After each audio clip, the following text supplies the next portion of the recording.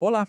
Hoje a gente vai analisar um conceito que soa até meio futurista, mas que pode mudar bastante o jogo da energia renovável. Turbinas eólicas que funcionam lá no alto, a centenas de metros de altura. E o principal, sem precisar daquelas torres gigantes. É uma ideia bem radical que promete buscar os ventos onde eles são mais fortes e constantes.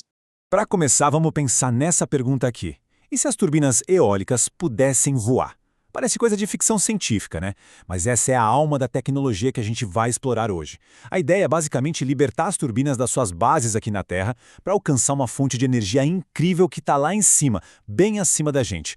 Mas para a gente entender por que alguém ia querer fazer uma turbina voar, primeiro a gente precisa falar do problema da torre.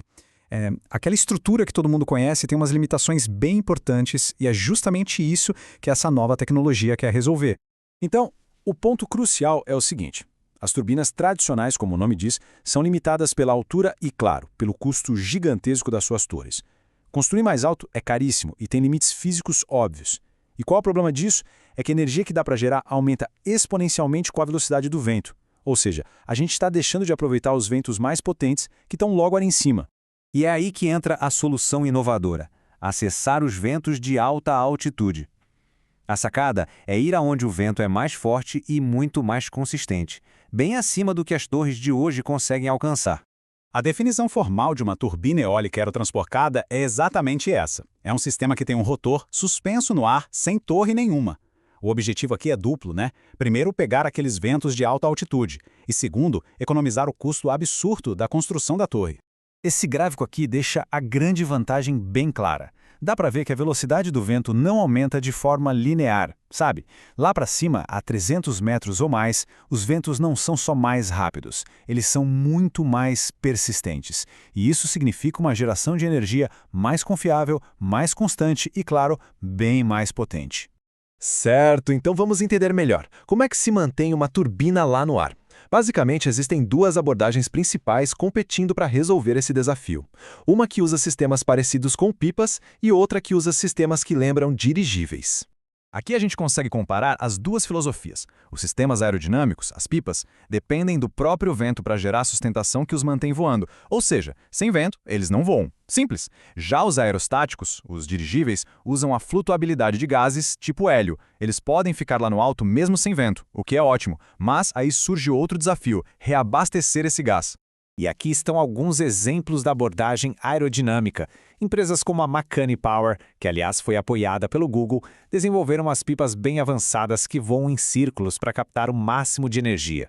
Em muitos desses sistemas o gerador fica no chão, o que é uma sacada genial para reduzir drasticamente o peso lá em cima. Do outro lado da moeda, temos os aerostatos.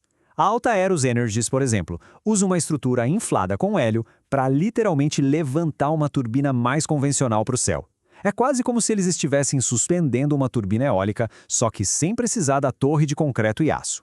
Mas é claro que a realidade é sempre mais complexa. Apesar desse potencial todo, a tecnologia enfrenta uns obstáculos bem grandes, tanto de engenharia quanto de logística, que precisam ser resolvidos antes que isso vire algo comum.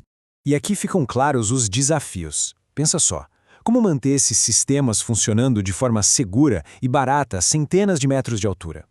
E como eles sobrevivem a tempestades e ventos muito fortes? E tem mais, como transferir a energia gerada de volta para o solo de um jeito eficiente?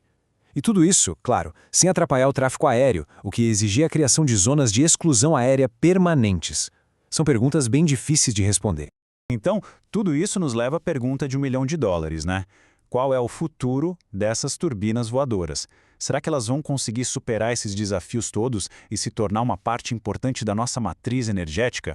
Essa citação coloca um pé no freio e nos traz de volta para a realidade. Ela mostra que, apesar de décadas de pesquisa e desenvolvimento, as turbinas eólicas aerotransportadas ainda estão, na maior parte, em fase experimental.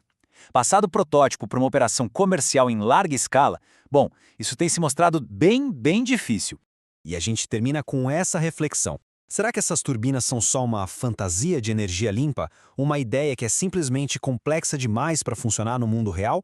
Ou será que estamos testemunhando os primeiríssimos passos de uma tecnologia que está prestes a decolar e mudar completamente o jeito que a gente pensa sobre energia eólica?